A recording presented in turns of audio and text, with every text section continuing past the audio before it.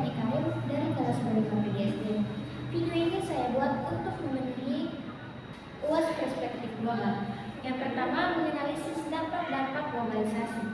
Globalisasi adalah fenomena yang melibatkan integrasi dan interkoneksi yang semakin erat antara negara-negara di seluruh dunia. Ini mencakup pertukaran barang, jasa, informasi, teknologi, dan ide-ide antara negara-negara, serta aliran modal dan tenaga kerja lintas batas. Globalisasi telah membawa perubahan yang signifikan dalam berbagai aspek kehidupan manusia, yaitu pertama di bidang ekonomi, kedua di bidang sosial dan budaya, dan ketiga di bidang politik. Faktor-faktor yang mendorong globalisasi diantaranya: yang pertama, kemajuan teknologi, kedua, liberalisasi perdagangan, ketiga, investasi asing, keempat, migrasi dan pergerakan tenaga kerja, kelima, pengembangan organisasi internasional, dan keenam, perubahan sosial dan budaya. Ada beberapa tantangan umum yang sering dikaitkan dengan globalisasi. Yang pertama, ketimpangan ekonomi, kedua, persaingan global, ketiga, kerusakan lingkungan, keempat, hilangnya identitas budaya, kelima, ketidaksetaraan sosial, keenam, tantangan politik, dan ketujuh, ketidakpastian ekonomi. Globalisasi memiliki dampak yang signifikan dalam berbagai aspek kehidupan. Berikut adalah beberapa dampak utama dari globalisasi. Pertama, ekonomi, kedua, budaya, ketiga, sosial dan budaya, keempat, migrasi, kelima, teknologi, keenam, lingkungan, ketujuh, ketimpangan. Yang kedua, faktor terjadinya globalisasi. Globalisasi adalah proses interaksi internasional yang terjadi karena adanya pertukaran pandangan dunia, produk pemikiran, dan aspek-aspek kebudayaan secara etemolis.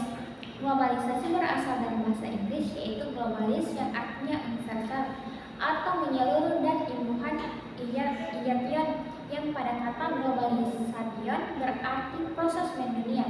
Meskipun globalisasi memiliki banyak manfaat, tetapi juga banyak menyebabkan sejumlah permasalahan dan isu-isu yang perlu dibatasi. Beberapa isu globalisasi yang terjadi saat ini antara lain: satu, ketidaksetaraan ekonomi, kedua, ketidakpastian pekerjaan, ketiga, dampak lingkungan, keempat, hilangnya kedaulatan ekonomi dan politik, kelima, isu kesehatan global, keenam, kehilangan keberlanjutan sosial dan budaya, dan ketujuh, isu hukum dan etika. Yang ketiga, model pembelajaran perspektif global di sekolah dasar. Model pembelajaran perspektif global di sekolah dasar adalah pendekatan pendidikan yang melibatkan pemahaman dan penghargaan terhadap keberagaman budaya, nilai, dan pandangan dunia di seluruh dunia. Model ini adalah untuk mengembangkan pemahaman dan lebih luas dan kepekaan terhadap isu-isu global serta mempersiapkan siswa untuk menjadi warga dunia yang bertanggung jawab. Model pembelajaran perspektif global di sekolah dasar berperan penting karena membantu siswa memahami keragaman budaya, mengembangkan keterampilan global, memahami isu-isu global, membangun pemikiran kritis, meningkatkan keterlibatan sosial, mempersiapkan siswa untuk masa depan yang semakin terhubung global, dan menciptakan lingkungan belajar inklusif. Yang keempat, model evaluasi perspektif global di sekolah dasar.